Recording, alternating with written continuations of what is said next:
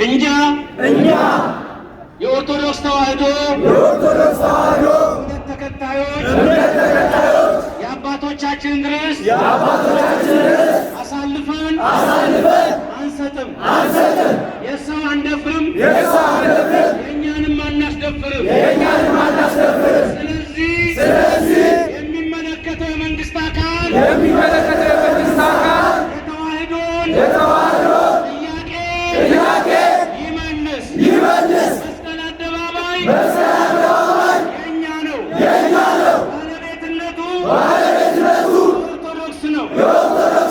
ቅዱስ ሲኖዶስን ከፊት አስቀድመን አባቶችን ከፊት አስቀድመን ልጆቻቸው እንከተላለን። አንፈራም፣ አናፈገፍግም፣ አንሸሽም፣ ወደኋላም አንልም።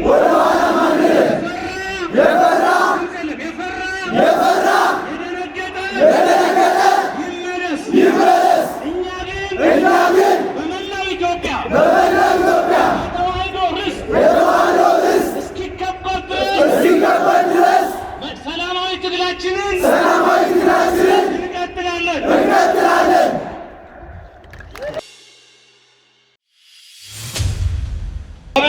አባቶቻችን አቋም ይዘዋል።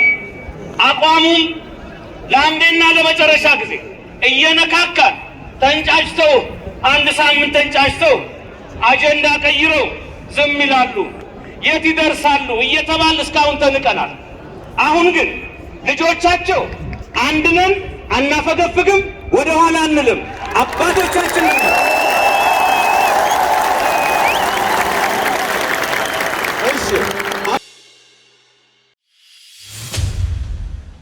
አደባባይ ትናንት የተፈጠረ ሳይሆን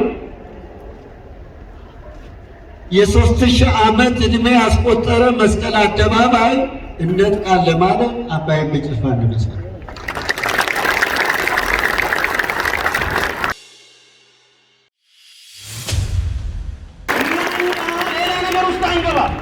የጠየቅናችሁ አንዲት ነገር ነው። የእናንተን ሲሆን አዲስ ብትሰጡን፣ ሲሆን አዲስ ብትሸልሙን፣ ካለበለዚያ ግን መጣችሁ እኛ ጋር ትጋፉ። አጥራችሁ አስቃጥራችሁ ያስቀመጣችኋቸውን ባዶ መሬቶች ስጧቸው። የእኛን ግን ዝም ብለን ለፕሮቴስታንት ብቻ አይደለም፣ ስማይ ለፕሮቴስታንት ብቻ አይደለም እኮ እንዲፈቀድ የማንፈልገው ለአፍጥርም አይቻልም፣ ለፕሮቴስታንትም አይቻልም፣ ለዘፈን ኮንሰርትም አይቻልም።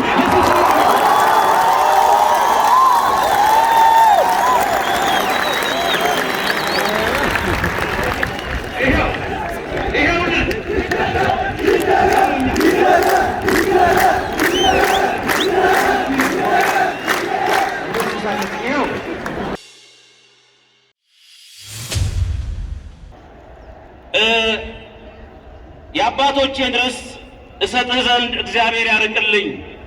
ሁሉም ሰው በማስተዋል ይስማ። ይህ መልእክት ድል ለተዋሕዶ፣ ድል ለአባቶቻችን፣ ድል ለቤተ ክርስቲያን፣ ድል በየገጠሩ ለተገፉት፣ ድል ጥምቀተ ባህራቸው ለተነጠቀ፣ ድል ማስቀደስ አትችሉም ተብለው በየገጠሩ እያነቡ ላሉ የሚያመጣ መልእክት ነው። ለዚህ እኮ ነው ኢትዮጵያውያን ነቢዩ መሐመድ የእስልምና መሪ መስራች ጠላት በበዛባቸው በተነሳባቸው ጊዜ ተከታዮቻቸውን ሕይወታቸው እንዲተርፍ ምስራቅ አፍሪካ ላይ ኢትዮጵያ የምትባል ሀገር አለች፣ ወደዛ ሂዱ ብለው ላኳቸው። ሲመጡ ሀገራችን አትገቡም፣ እናንተ እምነታችሁ እንዲህ ነው አላሉም። አባቶቻችን ተቀብለው እግር አጥበው ይሄውና እስላምና ክርስቲያን ተከባብሮ ተዋዶ ቤተ ክርስቲያን ሲሰራ ድንጋይ እንጨት እያቀበሉ ታቦታችን ሲገባ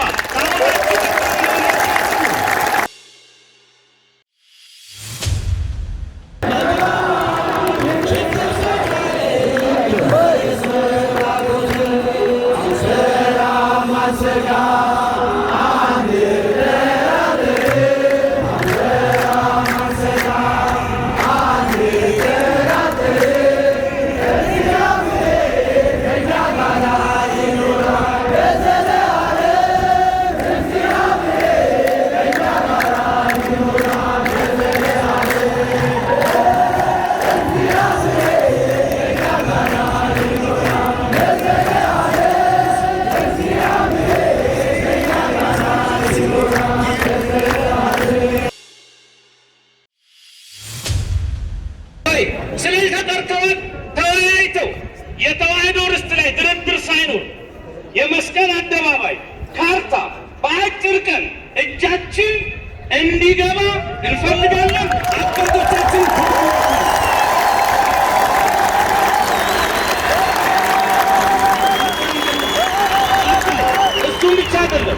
እሱ ነፃ ከወጣ በኋላ ቀጣዩ ምንድን ነው?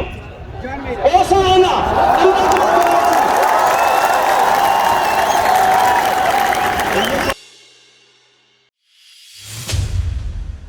እኛ ክርስቲያኖች የምንሞትለት ዓላማ አለን።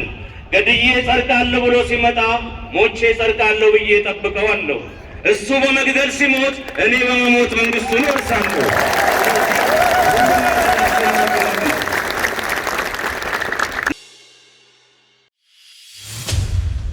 አንደኛ ጸሎት፣ ሁለተኛ ዓለም አቀፍ ተጽዕኖ መፍጠር እንችላለን።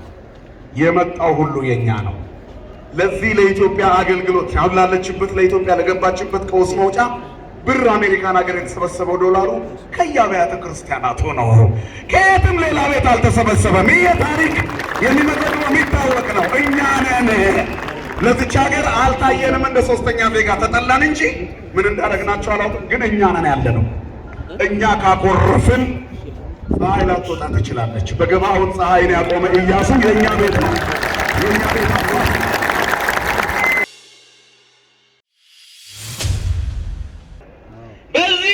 ላይ የኛ በሆነ ርስት ላይ ሌሎቹ መጥተው አምልኮ መፈጸም፣ መዘመር፣ ምንም ነገር ማድረግ አይችሉም።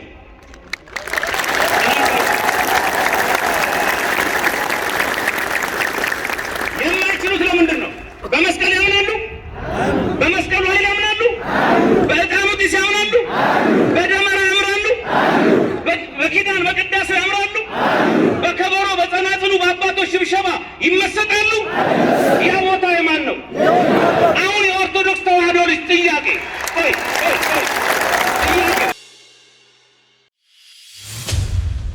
የሉኝ የሚለው ይሄ እንዴ? ዛሬ እኮ የተሾሙትን ሰዎች እኮ እናንተ ናቸው የሾማችኋቸው። እናንተ እኮ ናችሁ የመረጣችኋቸው። ቀኑን ሙሉ ተገትራችሁ ውላችሁ በሰላምና በፍቅር፣ እነሱም ደግሞ የመረጣቸውን ሕዝብ በሰላምና በፍቅር ሊያገለግሉት የግድ ነው፣ ሊለላልኩት የግድ ነው።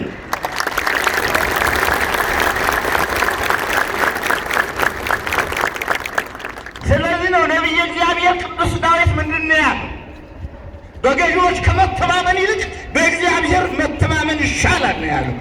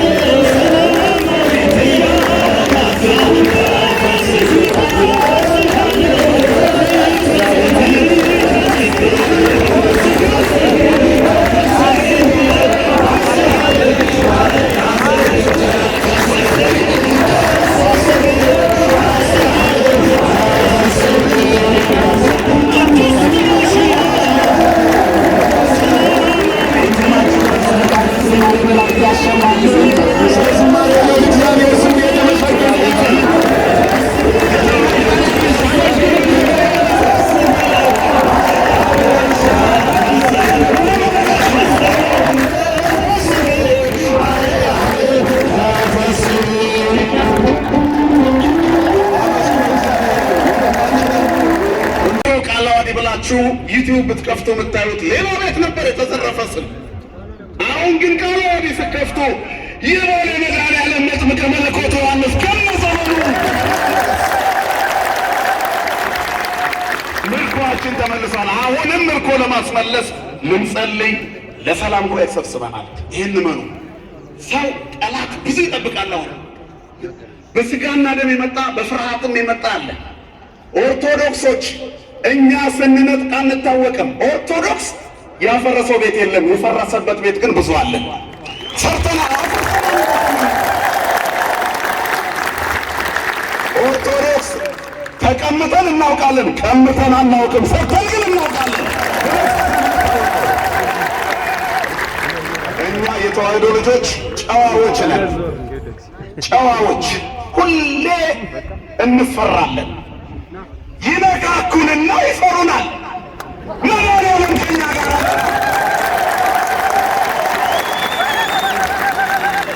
ስለዚህ አሁን አንድ ስለመሆን ነው የዚህ ጉባኤ ዓላማ። በኩረ ሰባኪያን መምህር ምህረተአብ ከአገልግሎቱ ጋር የሚነግረን መልእክቶች ይኖራሉ። በስመ አብ አይሰማም። በስመ አብ ወወልድ ወመንፈስ ቅዱስ አሐዱ አምላክ አሜን።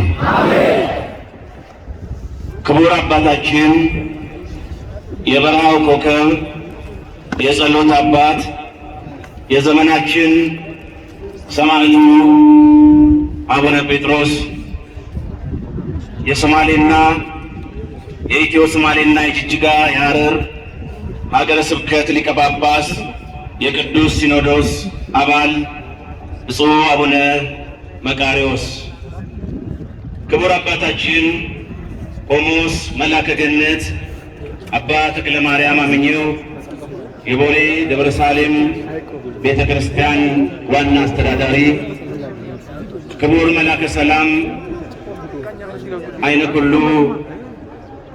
ታደሰ የቦሌ ቅዱስ ሚካኤል ዋና አስተዳዳሪ፣ ልሳነ ክርስቶስ መምህር ጳውሎስ፣ ቀሲስ ኢንጂነር ሰሎሞን፣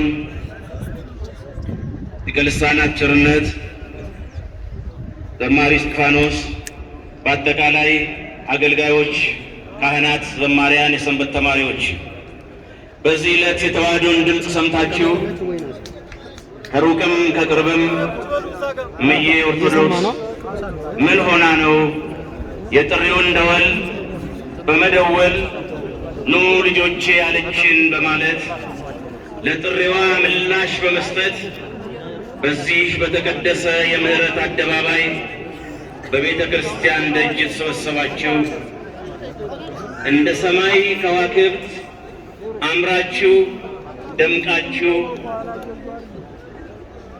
እጅግ ተውባችሁ በሚያስቀና በሚያስለቅስ ቁጭትን በሚፈጥር እንኳንም የምዬ ኦርቶዶክስ ተዋህዶ ልጅ ሆንኩ በሚያስብል አንድነት በሚያምር ሰማያዊ ህብረ ቀለም በደጁ ያላችሁ የተዋህዶ ልጆች አባቶች፣ እናቶች፣ እህቶች፣ ወንድሞች፣ ሕፃናትም ጭምር እንደምን ዋላችሁ?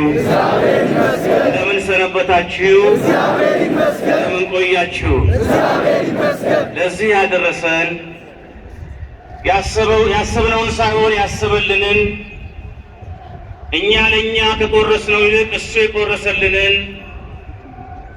እንድናገኝ፣ እንድንባረክ፣ እንድንጸድቅ፣ መንግሥቱን እንድንወርስ በሰማይ ቤት እንዲህ አምሮብን በደስታ እንድንሰበሰብ በቀኝ እንድንቆም ከፀሐይ እያበራን በመንግሥቱ በዘላለም ደስታ እንድንኖር የጠራን የመረጠን በቤቱም የሰበሰበን የድንግል ማርያም ልጅ ቸሩ መድኃኔዓለም ክብር ለስሙ ይሁን። አሜን። እንግዲህ ዛሬ እዚህ ቦታ ላይ ስንገናኝ አንድ ነገር አለ። ቀፎው እንደተነካ ንብ በአራቱም ማዕዘን የተዋህዶን ልጆች የቀሰቀሳቸው እንቅልፍ የነሳቸው ቁጭት የፈጠረባቸው አንድ ነገር አለ። ያን ነገር እንሰማለን፣ አባቶቻችን በሄዱበት መንገድ እንሄዳለን። ያለ ግብ፣ ያለ ድል፣ ያለ ውጤት የማንሰበሰብበት ታላቁ የተዋህዶ ልጆች ሰልፍ ነው። ሁላችንም በማስተዋል እናደምጣለን። ወደዚህ ጉባኤ ከመምጣታችን በፊት አንዳንድ ፈተናዎች ነበሩ። እነዛ ፈተናዎች ግን በእግዚአብሔር በአባቶች ጸሎት በወንድሞች ርብርብ አልፈው ጠላት ያሰበው ዲያብሎስ ያሰበው ሳይሳካ ቀርቶ እግዚአብሔር ይመስገን መሃላችሁ ቆሜያለሁ።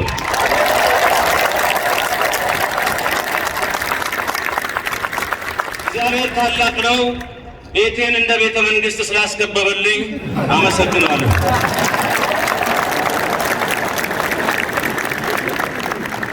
በጨለማ ይዞኝ ሮጥ የነበረው ለአንተ ሳይሆን ከአንተ በፊት ሞቼ ለዛሬዋ ጉባኤ ምስክርነትህን መስጠት አለብህ ሲሉ የነበሩ ወንድሞች አንድ ቤተ ክርስቲያን ውስጥ ገባን።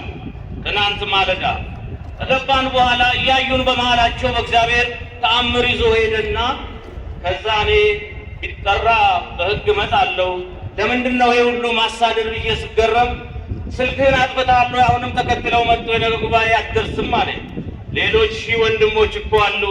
እሱ ሳይሆን ሰይጣን ደስ አይበለው እባክህ አሉኝና ምንድነው ችግሩ ስል ስልክ በሲም ካርዱ ነው የሚከተሉ አሉኝ። በኋላ ከስልክ ያወጣውና አርሴማ ውስጥ እዛ ቁጭ አረኩት። ይሄው እዛ ከበው አደሩ።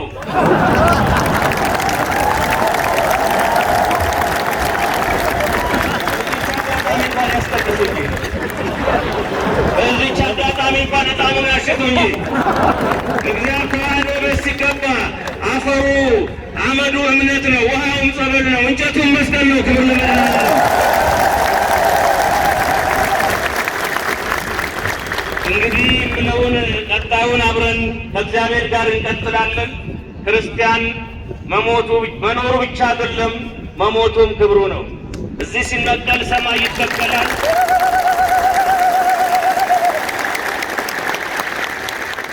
ኔሮን ተጨምሮ ንጉሠ ነገሥቷ ሮማም አልቻለቻት በጦር ሰራዊቷ። የክርስትና እምነት በሰይፍ አላለቀም፣ ከጳውሎስ አናት ጋር ተቆርጦ አልወደቀም። ክርስቲያንን በሰይፍ ለማጥፋት መነሳት ማራገብ ያህል ነው ነፋስን ወደ ሰዓት የተባለው ለዚህ ነው።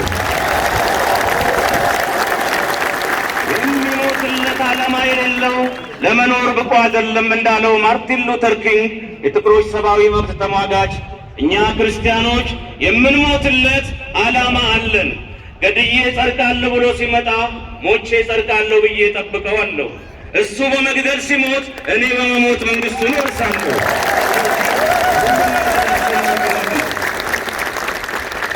ነገሩ እንዲህ ነው።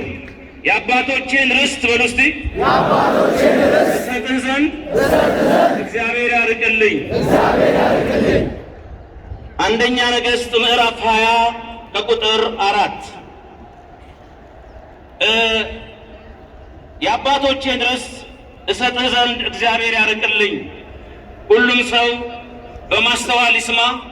ይህ መልእክት ድል ለተዋህዶ፣ ድል ለአባቶቻችን፣ ድል ለቤተ ክርስቲያን፣ ድል በየገጠሩ ለተገፉት፣ ድል ጥምቀተ ባህራቸው ለተነጠቀ፣ ድል ማስቀደስ አትችሉም ተብለው በየገጠሩ እያነቡላሉ የሚያመጣ መልእክት ነው። ነገሩ እንዲህ ነው። አክዓብ የሚባል ንጉሥ በእስራኤል ላይ የነገሰ ንጉሥ ነበረ። ይህ ንጉሥ እንዲህ ሆነ ይላል። ለኢይዝራኤላዊው ለናቡቴ በሰማርያ ንጉሥ በአክዓብ ቤት አጠገብ የወይን ቦታ ነበረው። አክዓብም ናቡቴን በቤቴ አቅራቢያ ያለውን የወይን ስፍራህን ስጠኝ፣ እኔም ሌላ ተለዋጭ እሰጥሃለሁ፣ ለራሴ ለልዩ አገልግሎት እፈልገዋለሁ አለው። ልብ በሉ፣ ንጉሥ አለ ቤተ መንግሥት ውስጥ። ናቡቴ ደግሞ ከአባቶቹ ስትወርድ ስትዋረድ የመጣች የሃይማኖት የጸሎት ስፍራ አለችው። ናቡቴ ተረክቧል ከአባቶች ባደራ፣ አንተም ማስረክብ ተብሏል። አክዓብ ደግሞ ያችን ቦታ ሲያያት ሴንተር ናት፣ መሀል ናት፣ እንደ መስቀል አደባባይ እንደ ቦሌ መድኃኒዓለም ንጉሡ በጣም አይኑ እንዳለባት ይላል፣ አቁለጨለጨ ይላል፣ ከጀላ አፋሸከ እንደ ቡና አለ። ከዛ በኋላ ምን ላርጋልና ሄጄ እምቢ አይለኝም ንጉሥ ነኝ አለ። አስባችሁታል? አንድ የሀገር መሪ፣ አንድ ንጉሥ፣ አንድ ፕሬዝዳንት፣ አንድ ጠቅላይ ሚኒስትር ወይም ከንቲባ ወደ አንድ ምስኪን ሰው ባለማህተብ ሲሄዱ ቀጥታ ሄደና አንተ አካባለው አንተ ናቡቴ አቤት ሌላ ተለዋጭ ቦታ እሰጥሃለሁ። ስለዚህ ተለዋጭ ቦታ ትልቅ ከዚህ የተሻለ እሰጥሃለሁ። ይሄ ቦታ ለልማት ተፈልገዋል አለው። ለልማት ስለተፈለገ ትነሳለህ አለው። ናቡቴ ሰማ። አንድ ከቤተ መንግስት ንጉሱ ራሱ ያለ መልእክተኛ መምጣቱ ከባድ ነው። በአጃቢ በወታደር ነው። ሁለተኛ ንጉስ እምቢ ከተባለ የሚያመጣው እርምጃ ከባድ ነው። ሶስተኛ ከዚህ የተሻለ ቦታ እሰጥሃለሁ ተብሏል። እሱም ልብን የሚያማልል ነው። ለንጉስ ታዛዥነቱ ደግሞ የበለጠ አንቱ የሚያስብለውና በዜና በሬዲዮ ናቡቴ የሚባል ሰው ለንጉሱ መሬቱን በስጦታ ካርታውን አበረከተ የሚል ዜና ያሰራለታል። ስለዚህ ናቡቴ አሁን ምን አላሰበ? ንጉሥ ሆይ እወድሃለሁ፣ አከብርሃለሁ፣ ግን ይህንን የአባቶቼን ርስት እሰጥህ ዘንድ እንደው እግዚአብሔር ያርቅልኝ፣ አልሰጥህም እንዳታስበው። ልዋጭም አልፈልግም፣ ብርም አልፈልግም፣ በቃ አልሰጥህም ማለት የአባቶቼ ርስት ነው። ንጉሡ ተናደደና ቤቱ ገብቶ እንጀራ አልበላም ውሃም አልጠጣም ብሎ ቁጭ አለ። በሰው ገንዘብ አልበስ ምን ምኑት ነው? በሰው ገንዘብ እኮ ዛሬ የሚለቀሰው እኮ በሰው ገንዘብ እኮ በሰው ነገር በራስ አይደለምና ርር ብሎ ያዝናል። ምን አሳዘነው? ምን አናደደው? ምን አበሳጨው? መበሳጨት እኮ አያስፈልግም። የኔን መሬት አልሰጥህም ነው ያለ። የሌላ መሬት አልፈልግም፣ መብቴ ይከበር ነው ያለ። ይሄ መብቱ ነው። የሰውም አልፈልግ የኔንም አልሰጥ አለ። ሐቀኛ ሆነ። ንጉሡ ተናደው ቤቱ ቁጭ ባለበት ሚስቱ መጣች። ኤልዛቤል ምን ሆነ ነው ባሌ አለች። ምን ያደንጉታለሁ? ናቡቴ የሚባል ዚግባ የማይባል ሰው የወይን ስፍራን ስጠኝ፣ ለዚህ ቦታ ላውለው፣ ለሌላ ዓላማ ላውለው ብል እምቢ አለኝ። ይሄ ነው እንደ ያናደደ? ተነስ አንተም ብሎ ንጉሥ እንጀራ ብላ፣ ፊትህን ታጥበህ ውሃ ጠጣ፣ ሻወርህን ወስደህ ዘና በል፣ አትጨነቅ። ስልጣኑ በእጃችን አይደለም እንዴ? ደህንነቶቹ፣ የጸጥታ ኃይሉ፣ ጋዜጠኛው፣ ፍርድ ቤቱ፣ እስር ቤቱ በእኛ እጅ አይደል እንዴ?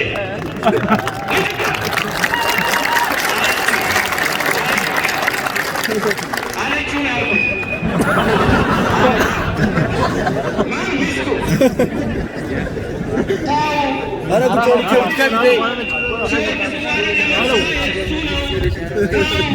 ስለዚህ አንተ መንግስት ነህ፣ ትልቅ ነህ፣ የህዝብህን ጥቅም ነው ማስጠበቅ ያለብህ። እስክትመረጥ ድረስ ቤታችሁ ድረስ ውሃ በቱቦ በቧንቧ አመጣለሁ ስትል ነበር። ከተመረጥክ በኋላ ደግሞ ውሃ አታሰኝ ማለት ነበረባት ግን እምቢ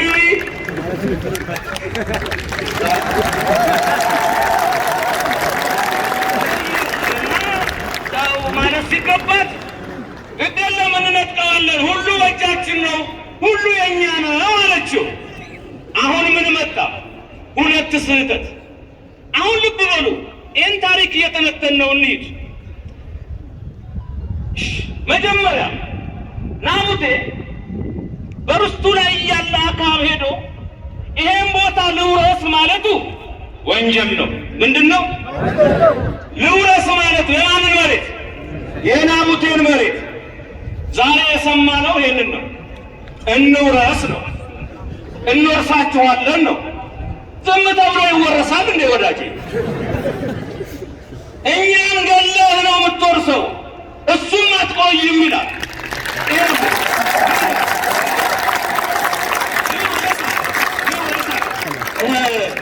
እንግሊዞች አንድ ጊዜ በዚህ በኦጋዴን በኩል እየመጡ ሁሉ የኛ ነው ማለት አበዙ። እንግሊዞች ኋላ ዳግማዊ ምኒልክ ጋር ሄዱና ዳግማዊ ምኒልክ አሏቸው፣ አቤት። በእንግሊዝ ሀገር ሕግ አንድ እንግሊዛዊ የሞተበት ስፍራ የእንግሊዝ ነው። በመሆኑም በሕጋችን መሰረት ብዙ እንግሊዛውያን እዚህ ኦጋዴን ስለሞቱ ኦጋዴንን ስጡን የኛ ነው አሏቸው። አረረረ ይሄ ከባድ ነው። ፊት አውራሪ ሀብተ ጊዮርጊስን ሂዱና አማክሩ አሏቸው። ብልህ ናቸው። ሄደው ነገሯቸው። ከ3 ቀን በኋላ ነው አሏቸው። ከ3 ቀን በኋላ ሲመጡ በእናንተ ሀገር ሕግ አንድ እንግሊዛዊ የሞተበት መሬቱ የእንግሊዝ ነው የሚሆነው? አዎ ነው። አዎ የትም ቦታ ላይ አዎ። እንግዲያስ የእኛም ሀገር ሰው ያውም የንጉሥ ልጅ ልዑል ዓለማየሁ ቴዎድሮስ እንግሊዝ ሀገር ሄዶ በንግሥቲቱ ዕለታዊ ቁጥጥር ስር ለንደን ከተማ ላይ ሞቷል።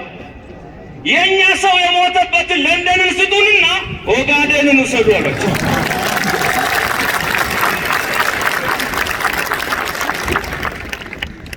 እንኳን የሃይማኖት ስፍራ እንኳን ዕጣን የጤሰበት እንኳን መስቀሉ ደመራ የተደመረበት ይቅርና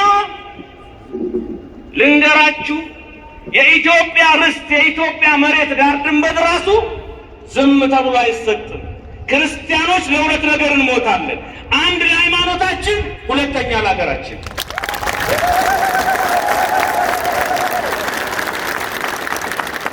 ኤልዛቤት ተናደደ። ልውረስ አለ። አትወርስም አለ። ዛሬም የተዋህዶ ልጅ ልውረስ ሲል አትወርስም ብሎ አደባባይ ወጣ። ይሄ ነው ጀግንነት። አትወርስም የአባቶቼ ነው። ሲወድ ሲወርድ መጣረና ጉቴ። ከዛ ቀጥሎ ሄደ። ሚስቲቱ ተናደደች። በስጋዊ ጥበብ በስልጣን ለመረከብ ወዲያው ደብዳቤ ጻፈች። ደብዳቤውን አረቀቀች። ለዳኞች በንጉሱ ፊርማ አስተላለፈች።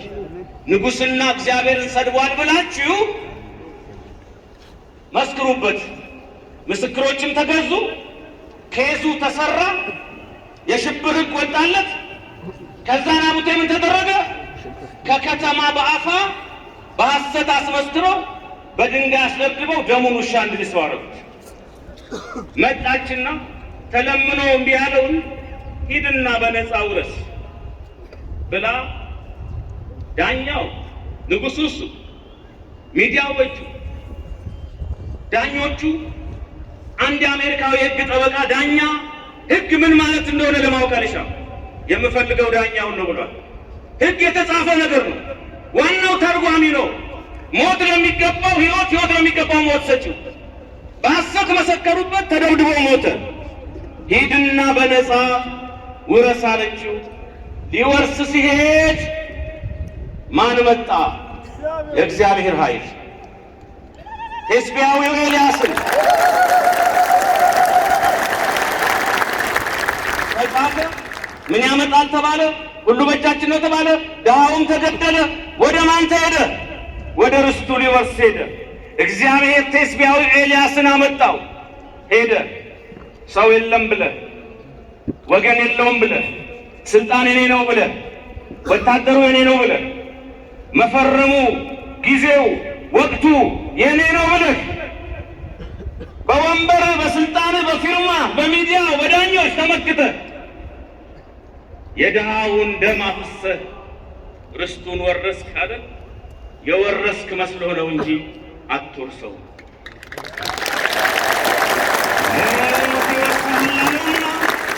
ወዲያውኑ ሞት ይወርሳል አለው። በአመንዝሮች መሬት ላይ በቀስት ተመቶ በሶርያውያን ወድቆ ደም እንዳስላሰ የእሱን ደም ውሻ ላሰው። ኤልዛቤልም ከፎቅ ተወርውራ ስጋዋ ተበጣጥሶ ውሻ በልቷት መልኳ ጠፍቶ በክፉ አሟሟት ሞተች። ዘር ማንዘራቸውን ጠራ።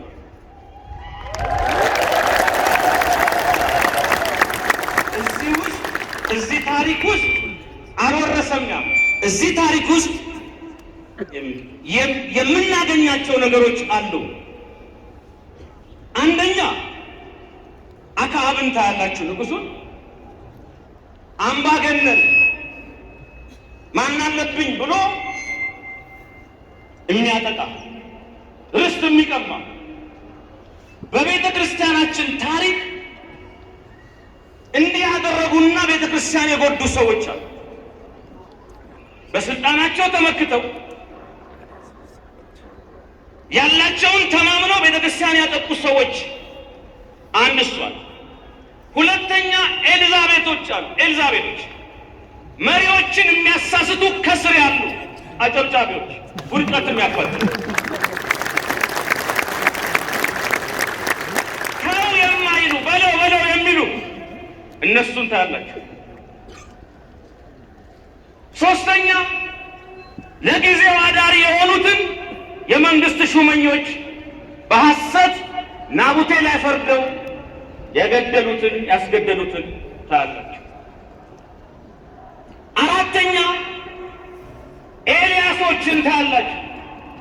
ከእግዚአብሔር ተልከው ንጉሥ ነው ሳይሉ ገስጸው የሚገባውን ቅጣት የእግዚአብሔርን ፍርድ እንዲያገኝ የሚያደርጉ ኤልያሶችም አሉ። በአምስተኛ ደረጃ ለርስታቸው የሚሞቱ ናቡቴዎችን ታያላችሁ። በዚህ ዘመን ሁሉም ነገር እየሆነ ያለው ይሄ ነው።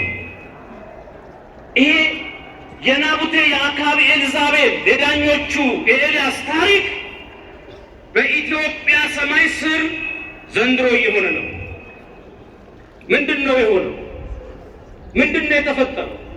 ይህን የመጽሐፍ ቅዱስ ታሪክ በዘመናችን እንደገና መልሰን እንድናነበው የሚመጣው ትውልድ ደግሞ የእኛን ታሪክ ልክ እንደ ናቡቴ ታሪክ ገልጦ የሚያነበው ምን እየሆነ ነው ነው? አንደኛ ይህን የከተማችንን የተዋህዶ ልጆች ትልቁን ቁጣ የቀሰቀሰው እንዲህ እንድንሆን እንዲህ እንድንሰበሰብ ያደረገ አንድ ነገር አለ። ይህም የመብት መደፈር፣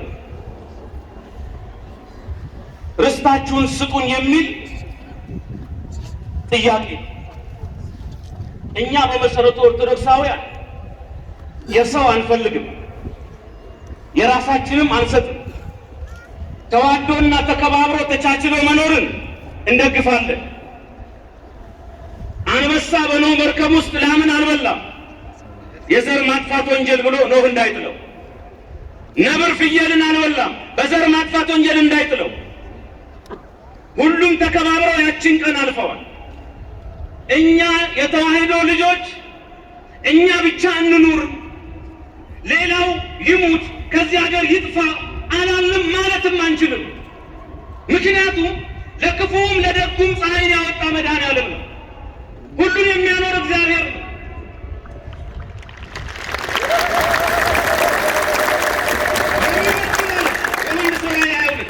ይበድል ራያን የሚሰርቅ ይስረቅ፣ ጽድቅ የሚሰራ ጽድቅ ይስራ። ወደፊት ሁሉም የእጁን ያገኛል። ስንዴውም ይደግ እንክርዳዱም ይደግ። አንድ ቀን ታጭዶ በመንሽ ይለይና ስንዴው ጎተራ ይገባል፣ እንክርዳዱ ደግሞ ወደ እሳት ይጣላል። ፈራጅ እግዚአብሔር ነው። ለዚህ እኮ ነው ኢትዮጵያውያን ነቢዩ መሐመድ የእስልምና መሪ መስራች ጠላት በበዛባቸው በተነሳባቸው ጊዜ ተከታዮቻቸውን ሕይወታቸው እንዲተርፍ ምስራቅ አፍሪካ ላይ ኢትዮጵያ የምትባል ሀገር አለች፣ ወደዛ ሂዱ ብለው ላኳቸው። ሲመጡ ሀገራችን አትገቡም፣ እናንተ እምነታችሁ እንዲህ ነው አላሉም። አባቶቻችን ተቀብለው እግር አጥበው ይኸውና እስላምና ክርስቲያን ተከባብሮ ተዋዶ ቤተ ክርስቲያን ሲሰራ ድንጋይ እንጨት እያቀበሉ ታቦታችን ሲገባ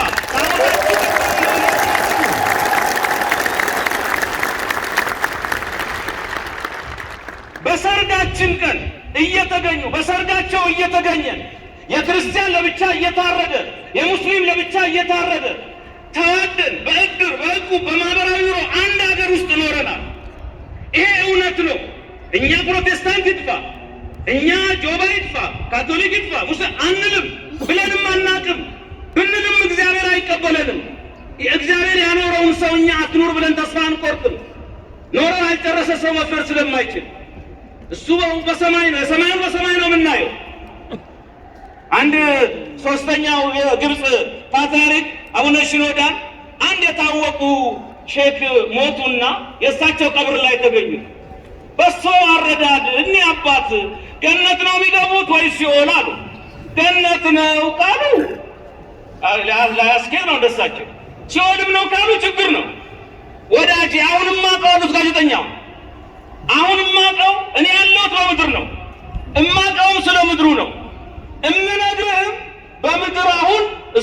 ማረፋቸውን ነው። የሰማዩን ደግሞ እዛው እነግርሃለሁ።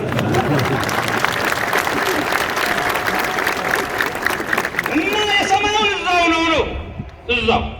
አሁን ስለዚህ ስናወራ የቶይ ክርስቲያኖች ሌሎችን አነካል ይጥፉም አይደለም አክራሪነት ጽንፈኝነት ማጠር እያልን ያለነው ምንድነው? ለኛ ጥያቄ የናቡቴ ሐሳብ ነው። በርስታችን ላይ መጡ። አንድ ሀገር ውስጥ በጋራ ይኖራል። ግን ቤተ እምነት የምናመልክበት እዚህ ውስጥ የኛ ዶግማ የኛ ቀኖና አለ። ቦሌ መድኃኔዓለም ውስጥ ሙስሊሞች መጥተው ሰላት ማድረግ አይችሉም። ራጉኤል ሲሞላ አንዋር አይገባም። እነሱም አንዋር ሲሞላ ራጉኤል አይገቡም።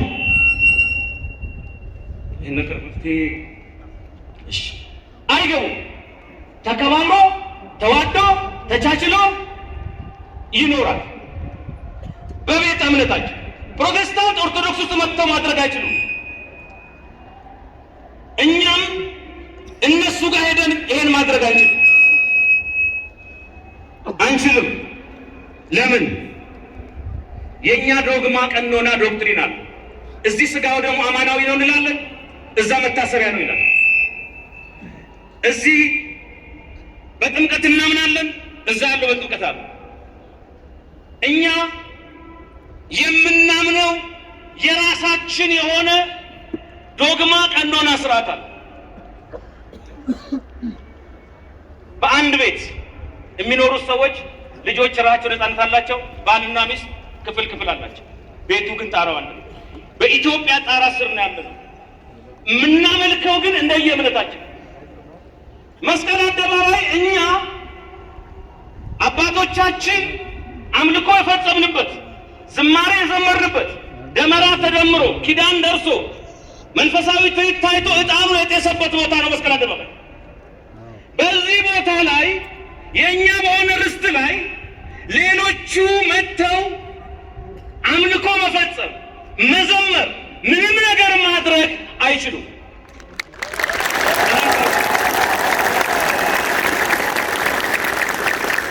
የማይችሉት ለምንድን ነው? በመስቀል ያምናሉ፣ በመስቀሉ ኃይል ያምናሉ፣ በዕጣኑ ጢስ ያምናሉ፣ በደመራ ያምራሉ፣ በኪዳን በቅዳሴ ያምራሉ፣ በከበሮ በጸናጽሉ በአባቶች ሽብሸባ ይመሰጣሉ። ያ ቦታ የማን ነው? አሁን የኦርቶዶክስ ተዋህዶ ልጅ ጥያቄ ትንሽ ጥያቄ አይደለም፣ በጣም ትንሽ ጥያቄ ነው። ለምንድን ነው መንግስት የሚጨነቀው? መጨነቅ የለበትም። ያልነውና የጠየቅነው ነገር እኮ ምንድን ነው?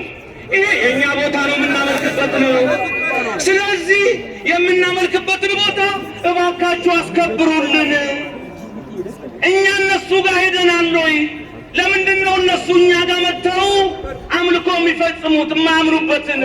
ይሄ ቦታ አባቶቻችን ለእኛ ያስረከቡን የተዋህዶ ልጆች ርስት ስለሆነ ተከብሮ ይኑር። ይሄ ነው ጥያቄ።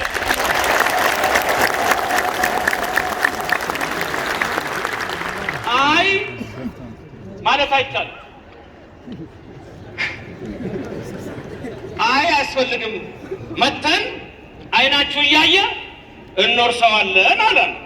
ከዚህ በፊት ለሌሎች ለሙስሊም ወንድሞች ካላጡት ቦታ እዛ እንዲያፈጥሩ ተሰጠ። ለአንድ ቀን ቢያፈጥሩ ምን ችግር አለው ይላል አንዳንድ ጅል። ዛሬ ያፈጥራል፣ ነገ ያፈጣል።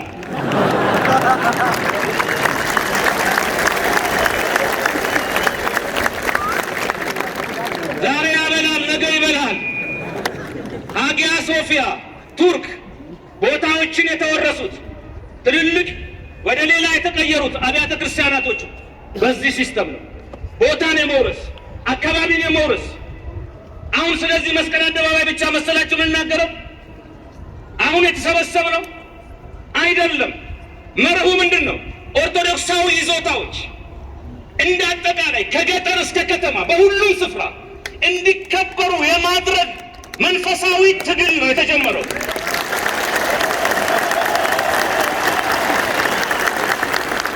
በሁሉም ስፍራ ይሄኛው መስቀል አደባባይ አንዱ ነው፣ ከብዙዎቹ አንዱ ነው፣ ይከበራል። ቅዱስ ሲኖዶስም አሁን እኛ ልጆች ስለተነሳን አንድ ሆነን ሆ ስላለን ቅዱስ ሲኖዶስ ስብሰባ አድርጓል። አባቶቻችን ከመንፈስ ቅዱስ ጋር ውሳኔ ሊወስኑ ይኸው ብፁዕ አባታችን ይነግሩናል። ኋላ ላይ በውሳኔው መሰረት የተዋሕዶ ልጆች ወደ ኋላ እንዳትሉ ከእኛ ጋር ሁኑ መንግስት ብለዋል።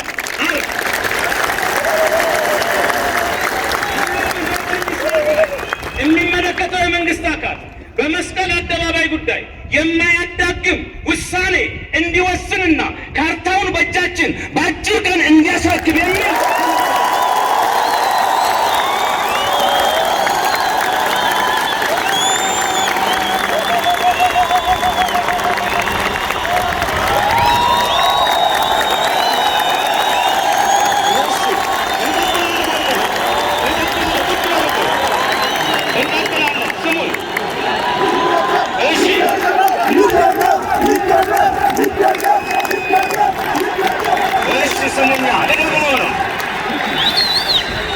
አባቶቻችን አቋም ይዘዋል።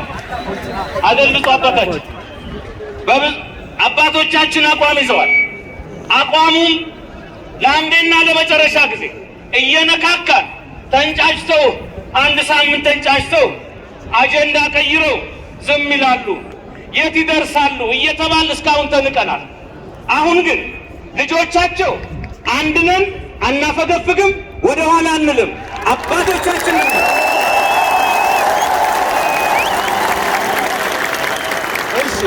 አባቶቻችን ደግሞ ከፊት ሆነው ይምሩን። እኛ እንጠይቃለን፣ ማዘዝ አንችልም። ይምሩን፣ ከጎናቸው ነን። ዓርብ ከመንግስት አካል ጠርተዋል። ከንቲባውንም ጠርተዋል።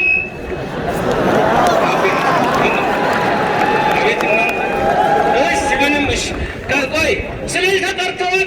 ተወያይተው የተዋሕዶ ርስት ላይ ድርድር ሳይኖር የመስቀል አደባባይ ካርታ በአጭር ቀን እጃችን እንዲገባ እንፈልጋለን። አባቶቻችን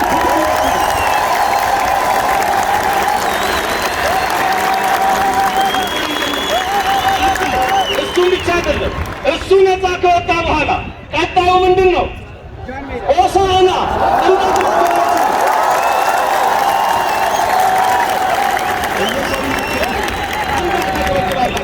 ሆሳዕና ሊቀ ጳጳሱ ብፁዕ አቡነ ሕርያቆስ በአደባባይ በሬዲዮ እኔ በጣም ነው ያዘንነው።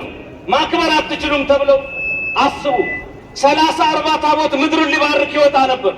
ሆሳዕና ግን በጥምቀት ቀን ቤታቸው ክርስቲያኖች ተዘግቶባቸው ለመዋል እያለቀሱ ለመዋል መረጨት፣ ቄጠማው ነጭ ለብሶ መዘመሩ፣ ታቦታትን እያከበሩ ሄዶ መመለሱ እየናፈቃቸው ቀርቷል። ስለዚህ እንዳጠቃላይ መንግስት የተዋሕዶ ልጆችን ጥያቄ በአስቸኳይ እንዲመልስልን፣ ሆሳዕናዎችም ነፃ እንዲወጡና የተዋሕዶ ርስት እንዲከበር እንፈልጋለን።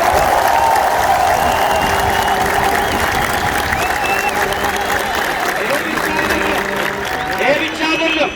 ሄዷ ወደ ጎፋ ሳውላ ሄጃለሁ እኔ 24 ወጣት ታስሮ እስር ቤት ውስጥ ጥምቀተ ባህር አይወሰድም ካርታው ይኸው ሲባል ሌሎቹ ስለሆኑ ቦታውን የያዙት ተዋሕዶን ለማጥቃት ሰብስበው አስገቧቸው። ብፁዕ አቡነ ዲዮስቆሮስና ከብፁዕ አቡነ ኤልያስ ጋር እስር ቤት ድረስ ሄድን። ምህረት አባሉኝ እኛ 9 ዓመት ተፈርዶብናል። መሬቱ ለተዋሕዶ ይመለስና እኛን ግን እድሜ ልክ ይሰሩን አለ ወጣት አቤት ነው።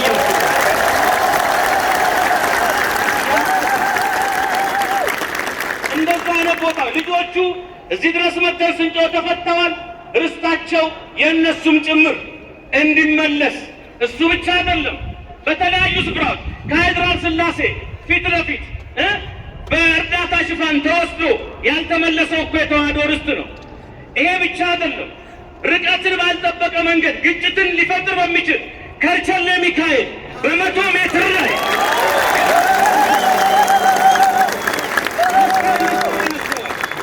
በ100 ሜትር ላይ ይኸው በዕጣኑ ጢስ አባታችን የጸሎት የበረሀኛው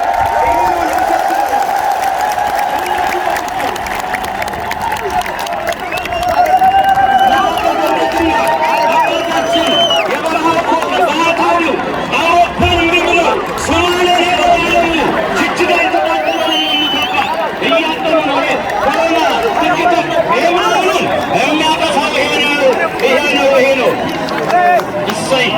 እሰየፈው ስልጣን አባታችን ይድረሰው በረከቱ ምድር የተባረከ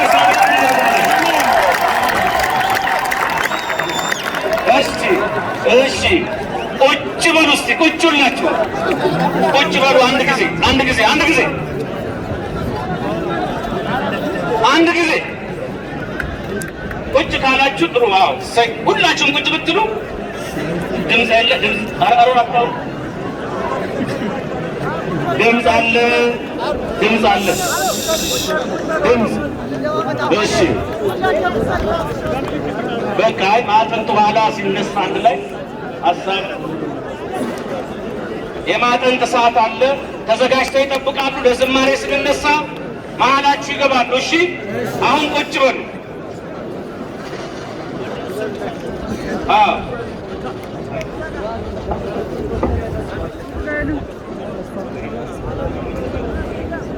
ማጠንት ሰዓት እንሰጣለን። ድምፅ አለ በዚህ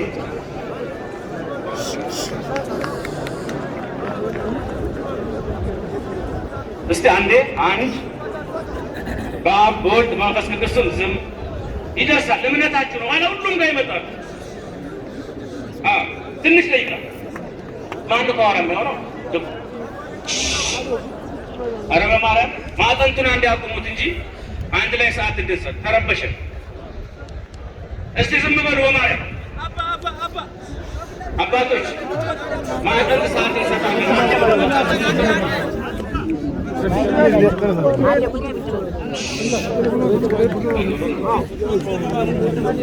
ዝም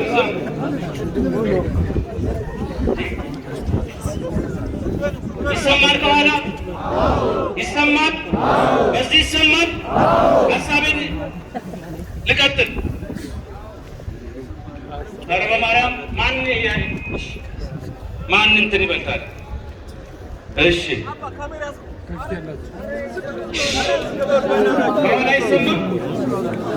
አይሰማም። አሁን አይሰማም። በቃ እሺ ትልቁን ስፒከር እንደው ለዘፈን እንኳን አልጠኛም ይሁን እንደ ይጠፋል። አንድ ሰው አንድ ባለጠጋ እኮ አይጠፋም። ለቀጣዩ እንቀጥራቸዋለን። እንደ አጠቃላይ መልእክታችን የሚሆነው ምንድን ነው? ተጋጭ ፖሉ ጋር እንዳይጋጭ ይህም ከፖሉ ጋር እንዳይጋጭ። እሺ እንደ አጠቃላይ መልእክታችን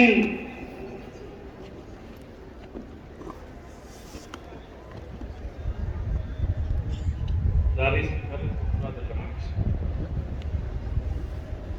ሲጀመር ጥሩ ነበር።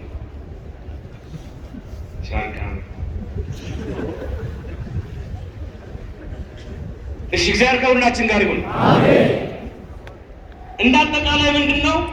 አንደኛ በገጠር በሁሉም ስፍራ በመላው ኢትዮጵያ ላይ አንዳንድ ሹመኛ ሲሾም ኦርቶዶክስን አጥቃት ተብሎ የተሾመ ይመስል ቤተ ክርስቲያን ላይ ጥቃት የሚያደርጉ ስልጣናቸውን ሽፋን አድርገው የኦርቶዶክስ ተዋህዶ ይዞታ የሚነጥቁ ጥምቀተ ባህር መስቀል አደባባይ የሚቀሙ በሙሉ ከዚህ በፊት የተወሰደብን እንዲመለስ አሁን ያለው ደግሞ ሳይነካ ተከብሮ እንዲኖር የማያዳግም የተናበበ ጉዞ ከቅዱስ ሲኖዶስ ከአባቶቻችን ጋር ሆነን ከመምህራን ጋር ሆነን በአንድነት ተቀናጅተን እስከ መጨረሻው ድረስ እንጓዛለን።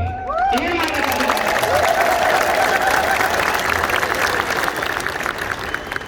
ቤተ ክርስቲያንን ቢያውቋት ኖሮ ቢገባቸው ኖሮ እንዲህ አይደፍሯትም ነበረ። ራሳችን ያስደፈርነው እኛው ነን። ሀክ ተደርገናል። ፌስቡካችሁን አንዳንዴ ሀክ ሲደረግ ስማችሁ እናንተ ነው አይዘጋውም፣ ግን የማትፈልጉትን ይፖስትበታል። ቤተ ክርስቲያንም ሀክ ተደረገችና መዋቅሩ ውስጥ ገቡ። የቤተ ክርስቲያንን ስራ እየሰራ ቤተ ክርስቲያን ውስጥ ገብቶ በቤተ ክርስቲያን ደሞዝ የመንግስትን ስራ እንዲሰራ መስቀል እያሳየ ሽጉጥን እንዲይዝ ዕጣን መሽተትቶ ፖለቲካ እንዲሸጥ የክርስቶስና የቤተ ክርስቲያንን አጀንዳ ማስፈጸም ትቶ የፖለቲካ አጀንዳ እንዲያስፈጽም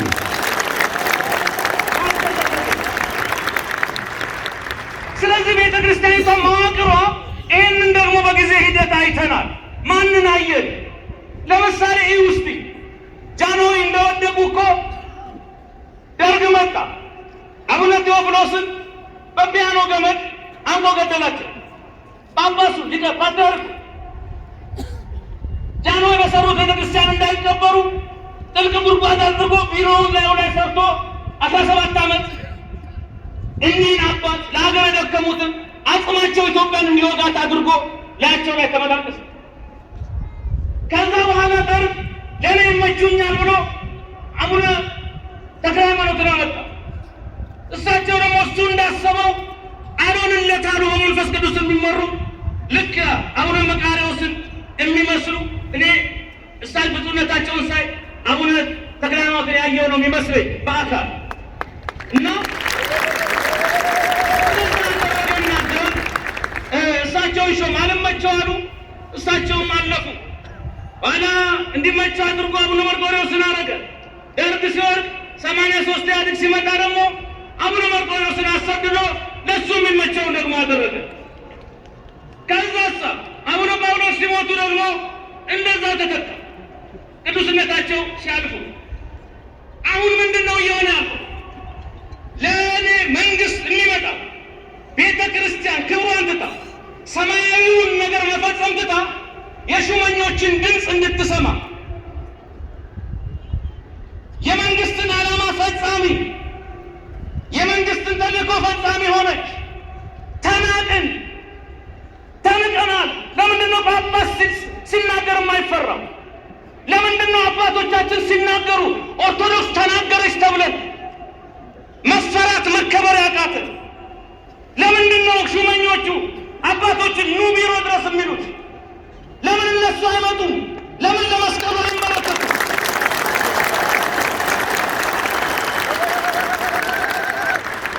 ህዝቡ ትቷቸዋል።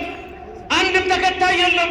አባቶችና ምዕመናን ስለተለያዩ አባቶች ምን አቅም አለው ሲኖዶስ ተብለን ተናቅን፣ ወረድን።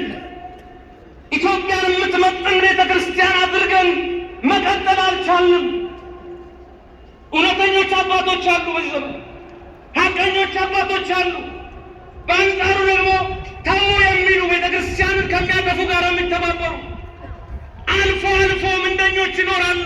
ከሰባኪውም ከሚዘምረው ከሚያስተዳድረው እውነተኞቹ እንደ አቡነ መቃርዮስ አሉ፣ እንደ መልአከ ገነት አሉ። አሁን ደግሞ በዘመናችን በመጣው ችግር በመጣው ጦርነት 4 ጀግኖችን አየን። አቡነ ኤርምያስ፣ አቡነ ቄሮስ፣ አቡነ በርናባስ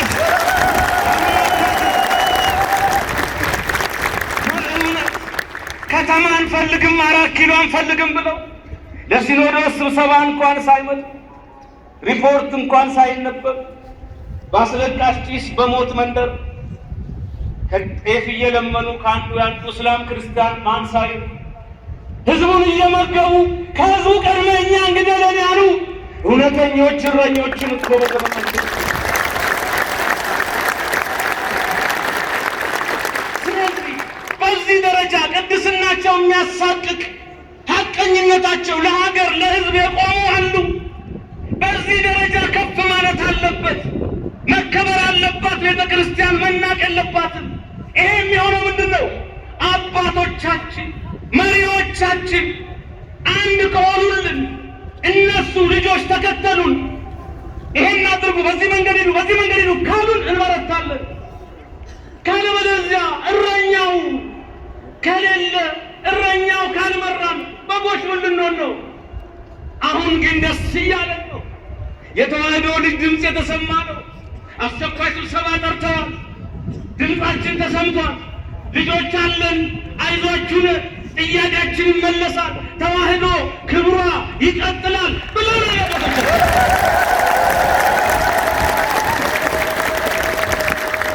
ስለዚህ እኛ እንዲህ ከሆን ይሄው ገና እኮ እንዲህ መሰብሰባችን ጭምር እኮ እንዴት እኮ እንዴት እኮ የሚገርም እኮ ክርስቲያኖች አንድ ነገር ልንገራችሁ።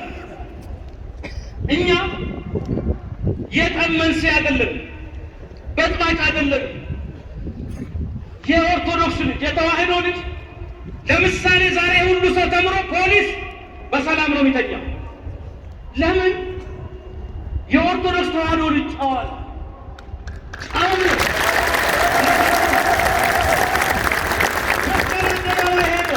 እስጢፋኖስን ሊያነግስ ሄደ።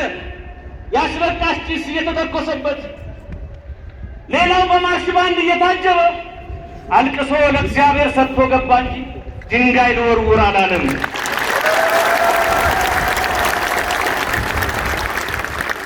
እየራበው ወርቅ ቤት ስር ተኝቶ የሚሞት ነው። ስጠኝ ይልሃል እንጂ አይገልህም። በባለማተቦቹ የተዋህዶ ልጆች ምንም አይነት ስጋት የለኝም። ምንም አይነት ችግርን ያመጣው ምንድን ነው? አንድ አለመሆናችን አስናቀን። ያወጣና መስቀል አደባባዩን አለ እንወርሰዋለን አለ። እሱስ እሺ ይሳሳል፣ እሱስ ንውረስ ይበል። እሳቸው ግን ምኑ ነው?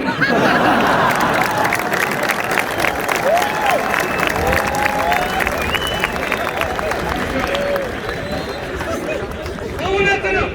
እዛ ቦታ ተሄዶ አንደኛ መባል ያለበት የእኛ መሪ ናቸው አይደሉም እንዴ? የእኛ መሪ ስለሆኑ እስከ ምሽቱ 5 ሰዓት ቆመን ስለመረጥናቸው የእኛንም ድምፅ መስራት አለበት።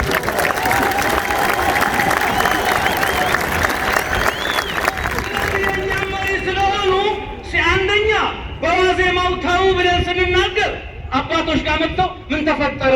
ምንድን ነው? እንፈተዋለን፣ አይዟችሁ የሆነ ነገር መባል አለበት። አልተመጣም።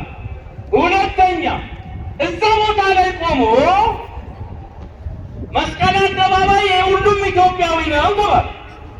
መስቀል አደባባይ ሁሉ የኢትዮጵያዊ ሊሆን ይችላል። አደባባይ መስቀል አደባባይ ግን የባለማተቡ የባለመስቀሉ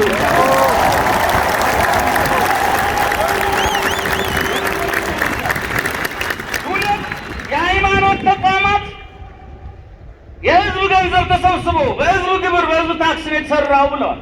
የሃይማኖት ተቋማት ሲጀመር ከታክስ ነፃ ናቸው። ይሄ መታወቅ አለበት። አጨብጭበው ሳያውቁ ለገቡት ነው። ከዚህ ጋር ግን አያይዤ የምናገረው እሺ ተሰራ እዳ አለባችሁ ነው። ለካ በሬ የሚያሰባ ሰው በሬውን የሚያሰባው ጨው የሚያግሰው አዝኖለት አይደለም፣ አርዶ ሊበላው። ይኸውልህ ይህ መስቀል አደባባይ ታድሷል፣ ደስ ብሎናል። ቤተ ክርስቲያን ማደስ አትችልም። ላሊበላን ለምሳሌ ቅዱስ ላሊበላን ዩኔስኮ መጥቶ አደሰ። ስላደሰ ልውሰደው ብሎ ፈረንሳዮች አድሰዋል። ልውሰደው ብሎ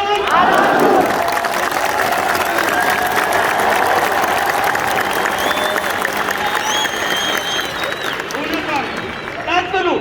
ከዛ ባሻገር ለምሳሌ ዴር ሱልጣንን እስራኤል ትጠብቃለችም ታድሳለችም።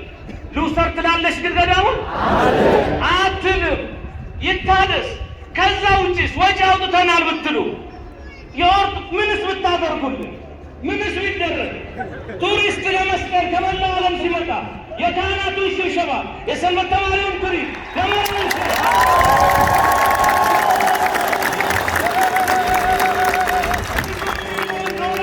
ለሀገር ያስገባል አያስገባም? ሆቴል ይጠቀማል አይጠቀምም? ሀገር ታርጋለች አታርግም? ስለዚህ መስቀል አደባባይን ማስከበር የኢትዮጵያን ኢኮኖሚ ከፍ ማድረግ የኢትዮጵያን ኢኮኖሚ እንዲያድግ ማድረግ ነው። ላሊበላ የሚመጣው ለሁሉ ቱሪስት ላሊበላ የማን ነው? ስለዚህ ላሊበላ የሚመጣው ለሀገር ገቢ ነው አይደለም? ይምርሃነ ክርስቶስን የሚጎበኘው ለሀገር ገቢ ነው አይደለም? ጣናይት ገዳማትን የሚጎበኘው ለኢትዮጵያ ገቢ ነው ገቢ አይደለም? ሽብሸባው፣ ዝማሬው፣ ከበሮው፣ ጸናጽሉ፣ ገዳማቱ፣ ዋሻው፣ የብራና መጽሐፍቱ፣ ቅርሱ፣ ድርሳናቱ በሙሉ ለሀገር ገቢ ነው።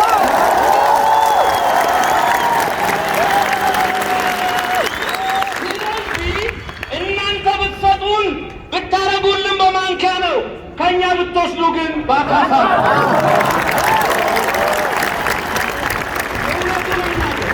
እናከብራቸዋለን። የሀገራችን መሪዎችን ከንቲባዎቹ ለምሳሌ የቀድሞው ታከለ ኡማ ዕድሜ ይስጣቸው 24 ላይ ወንድሞቻችን ሲሰዉ ስንል በአስቸኳይ ነው የፈቀዱልን አይደል? እንወዳቸዋለን፣ እናከብራቸዋለን። ስለዚህ ያቺን ቦታ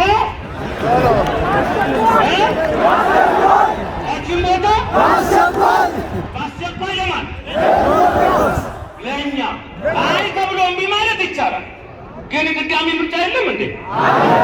የለም እንዴ?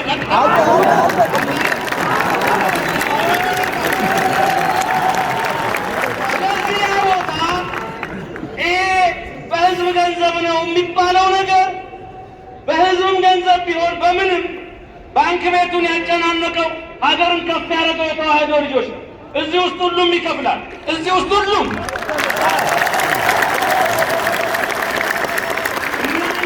ሌላ ነገር ውስጥ አንገባ። የጠየቅናችሁ አንዲት ነገር ነው። የእናንተን ሲሆን አዲስ ብትሰጡን፣ ሲሆን አዲስ ብትሸልሙን፣ ካለበለዚያ ግን መታችሁ እኛ ጋር ትጋፉ። አጥራችሁ አስቃጥራችሁ ያስቀመጣችኋቸውን ባዶ መሬቶች ስጧቸው።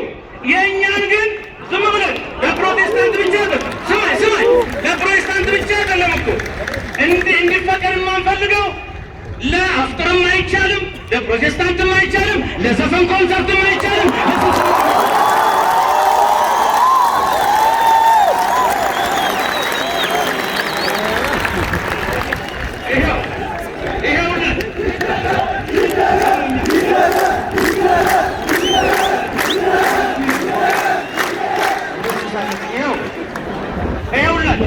ይሄን ቦታ የምናስከብረው ይከበር ያልነው አንዳንዶች ምናልባት ለፕሮቴስታንት ብቻ ሲሆን ለዘፈን ፈቅዳችሁ ለእንትን እኛ መች ፈቅደን እናውቃለን? በእኛ ቤት እኮ እኛ እያዘዝን አይደለም።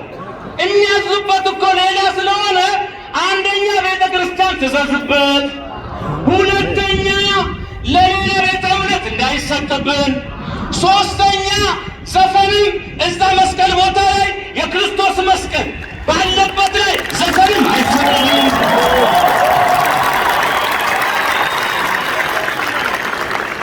ክርስቶስ ቆይ ላልጠፋ መሬት ዝም ብለህ አፍህን አትክፈት አለኛል። መሬት ሁሉ መሬት አይደለም ወዳጄ። ይሄ መሬት የተለየ የእግዚአብሔር መሬት ነው። ይሄ መሬት የተለየ የታቦት የተለየ የመስቀሉ መሬት ነው። ቆይ ክርስቶስ ኢየሱስ ማቴዎስ 21 ላይ ወዴት ገባ? ቤተ መቅደስ ሻጮችን ለዋጮችን ምን አረገ? ገርፎ ወጣ። ለምን? ቤቴ የጸሎት ቤት ይባላል፣ የቤት ቅናትን በላኝ ተብሎ እንደተጻፈ ቤቴ መነገጃ ለሌላ ዓላማ የሚውል አይደለም። የሚውለው ለጸሎት ለአምልኮ ነው፣ የተቀደሰ ስፍራ ነው አለ። መስቀል አደባባይም የአምልኮ የጸሎት የደመራ የኪዳን እግዚአብሔር የሚከብርበት የሽብሸባ ልዩ ስፍራ ነው እንጂ ሌላ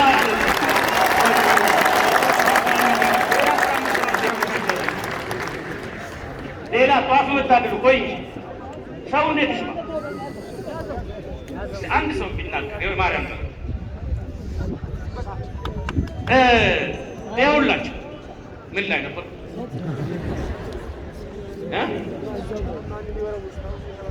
የሚቀደስበት ስለሆነ ለንግድ አይሆንም። ይሄ ለኮንሰርትም ለኮሰረት ሽያጭም አይሆንም። ለማን ብቻ ነው የሚሆነው? ይኸው ሲሆን እንደው ማርያምን ዛሬ መጥተው ተገኝተው ዛሬ ፈጸምኩ ቢሉ ተከበሩ ባላቸው መድኃኒዓለም ሲሆን ግን ጠይቀናል። እርግጠኛ ነኝ እኛን ነው የሚመሩት አይደል? መሪዎቻችን ይሰሙናል ብለን ተስፋ እናደርጋለን። ስለዚህ ይህን ነገር በአስቸኳይ ይፈጽሙልን። እኛ ይህን ነገር ሲያደርጉ ሌላ አልጠየቅም። ኦርቶዶክስ እኮ ውለታ ሀገር አቆይታ ሀገር ነፃ አውጥታ እኮ ነፃነት ማጣት የለባት። ዳር ድንበር ድረስ ሄዳ ዳር ድንበር አስጠብቃ መሀል ላይ እኮ በቦታ ጉዳይ መጠለቅ አገሩን የሸመተው ለሀገር የማን ታቦት ነው? የማን ታቦት ነው? ታቦት ይዘው ሄዱት የማን ካህናት ናቸው? የኛ። እስቲ እዩ ፒያሳ አደባባይ ላይ ለኢትዮጵያ ነፃነት ከአርበኞቹ ፊት ሆኖ በሞት ፊት ሞቱን ንቆ የተሰዋው የማን ጳጳስ ነው? ኢሉባቦር ጎሬ ላይ ለኢትዮጵያ ነፃነት የሞተው የተሰዋው አቡነ ሚካኤል የማን ጳጳስ ነው? ደብረ ሊባኖስ ላይ በመትረየስ በመርፍ የተደበደቡት የኦርቶዶክስ ካህናት ናቸው። ለኢትዮጵያ ክብርና ነፃነት ሲሉ ፊደል የቀረጸች እምዬ ኦርቶዶክስ ናት።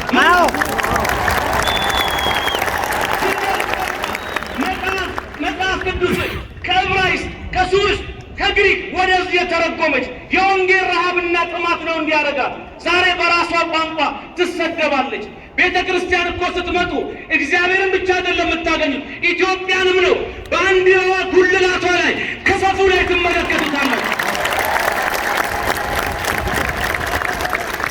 ለመጀመሪያ ጊዜ 3000 ዓመት ሙሉ ትምህርት ሚኒስቴር ሆና ትውልድን ያስተማረች ኦርቶዶክስ ናት። አክብሯት እችን ቤተ ክርስቲያን። እንደው ሌላው ቢቀርተው ምን ያልቻልነው ጉድ አለኛ። ቤተ ክርስቲያን ጸበል ቦታ ሂድ ውስጥ ስንት ሚሊዮን የታመመ ሰው የአልጋ ሳይከፍል የካርድ የኤክስሬይ የአልትራሳውንድ ሳይከፍል ካህናቱ ዶክተር ሆነው አጥማቂዎች ዶክተር ሆነው በዕጣኑ ጢስ በማጥመቅ በጸበል እየመገበች እያበላች እያጠጣች ስንቱን ነው በነፃ እየፈወሰች አለችው ኦርቶዶክስ። በቃኝ ብላ ስሙኝ፣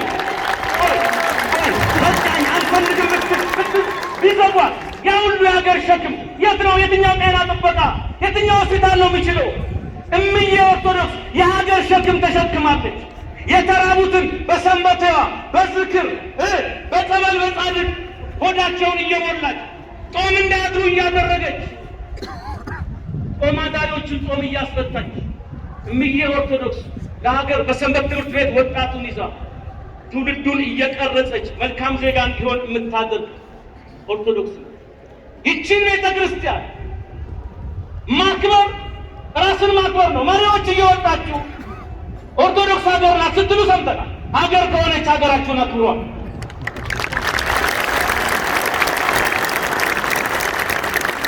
ሀገር ከሆነች ሀገራችሁን አክብሩ። እኔ በጣም ደስ የሚሉኝ እጅግ የማመሰግናቸው በጣም ፕሮቴስታንት ሆነው በአሁኑ ሰዓት ከኛ ጋር የቆሙ ፓስተሮች ለፓስተር ብላ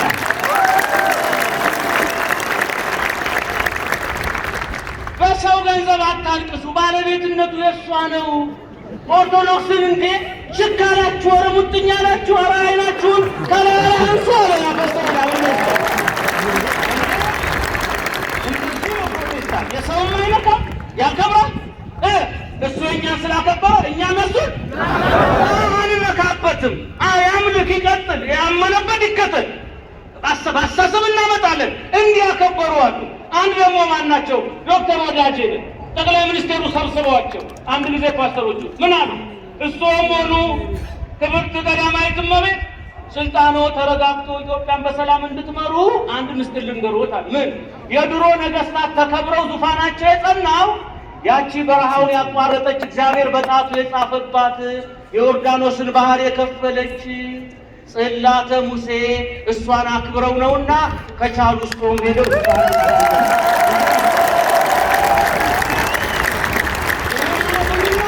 ታቦቱን አክብሩ፣ ባለታቦቶቹን አክብሩ፣ መስቀሉን አክብሩ፣ ባለመስቀሎቹን አክብሩ፣ ገብርኤልን አክብሩ፣ የገብርኤል ወዳጆችን አክብሩ፣ ካህናትን አክብሩ፣ ካህናትን የሚያከብሩ ልጆችንም አክብሩ።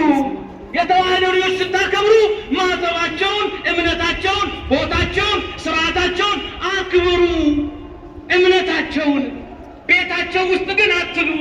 ሀገር በጋራ መኖር ይቻላል በእቁብ በማህበራዊ ኑሮ። ነገር ግን አንዱ የአንዱ ቤት ገብቶ ለአምልክ የሚፈጽም እንዳይል አድርጉ ነው። ስለዚህ ይቺን ቤተ ክርስቲያን ባለውለታ ስለሆነች ለሀገር መከላከያ ሚኒስቴሯ ጊዮርጊስ ስለሆነ ሄዶ ነፃ ያወጣ ጣሊያንም የደቆሰ እርሱ ስለሆነ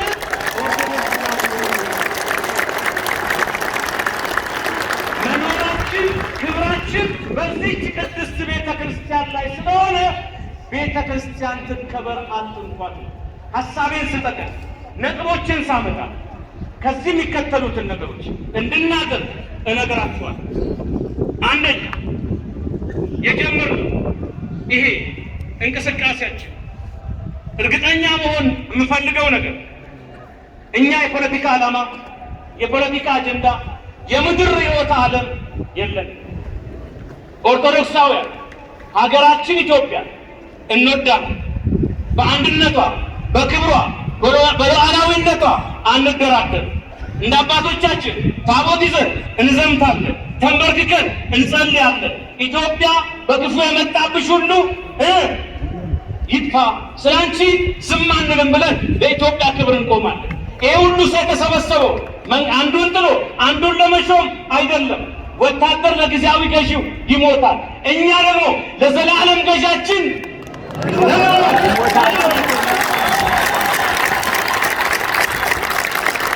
ሌላ ዓላማ አገር መበጥበጥ አገር ማተራመስ ዓላማ የለንም። እስካሁን ዝም ያልነው አገር ከፍተኛ ችግር ላይ ሆና አንጨመርበትም ብለን ነው። ግን የሰማይ ቤታችን እየፈረሰ ግን ቆመን አናይም። በምንም ሁኔታ ውስጥ በእሳትም ውስጥ ሆነን ስለዚህ አትስጉ። ወታደሮች፣ ፖሊሶች፣ የመንግስት አካላት አትስጉ። ስትወጡ ራሱ አገር የሚጠብቅ ሰላምን የሚያመጣ ባለማህተም ነው። የእኛ አምላክ ክርስትናን በመግደል አልመሰረተው፣ በመሞት ኃይልም አለ።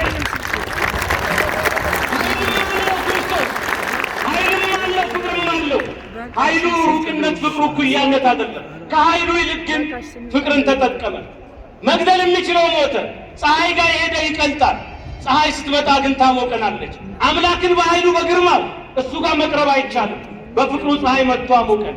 ስለዚህ በመግደል በማሰር በማስፈራራት በማረድ የሚቆም ክርስትና የለም። በዚህ መንገድ ሰጥታችሁ በኃይል ክርስቲያንን ልታስቆሙ በአስለቃሽ ጭስ ተኩሳችሁ አስራችሁ የተዋሕዶ ልጆችን አንገላታችሁ ወይ ከስራ አባራችሁ ወይ እድገት ከልክላችሁ ልታስቆሙ አትችሉም። ዓላማችን ሰማያዊ ነው። ወደ ሰማይ ነው የምንሄደው። እኛ ነገር ስጋት አይደለም።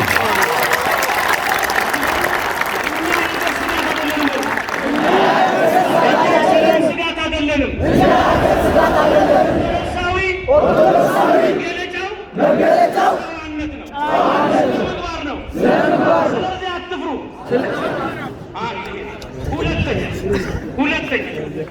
ሁለተኛ የማሰምርበት ነገር ትልቁ የኛ አንድ መሆን በሶሻል ሚዲያ የምንከተለውን እንወቅ። መምህር ጳውሎስ ይነግሯቸዋል። የእኛን የፌስቡክ ገጾች፣ የዩቲዩብ ቻናሎች ሁላችሁም ግቡና አንድነት እንፍጠር። ቀጣይ መረጃዎችን እየተቀያየርን በተለይ ወጣት ሶሻል ሚዲያውን ለበጎ ተጠቀም። ዩቲዩባችንን፣ ኢንስታግራማችንን፣ ፌስቡክ ገጻችንን አጠቃላይ እነዚህ ሶሻል ሚዲያዎችን የኛ የሆኑትን ኦርቶዶክሳዊዎችን ህብረት እንፍጠር። ከወጣት ህብረት፣ ከትልልቅ ማህበራት፣ ከሰንበት ትምህርት ቤቶች፣ ከአባቶቻችን ጋር ወኪሎቻቸውን እየያዝን አንድነትን ፈጥረን መረጃ እየተቀያየርን የተዋህዶን ክብር እናስጠብቅ። ጢሱ ላይ ከማልቀስ ፍሙን እናጥፈው። ወራጁ ላይ ከመጨነቅ ምንጩን እንቀድሰው። ችግርን ከመሰረቱ እናቁመው።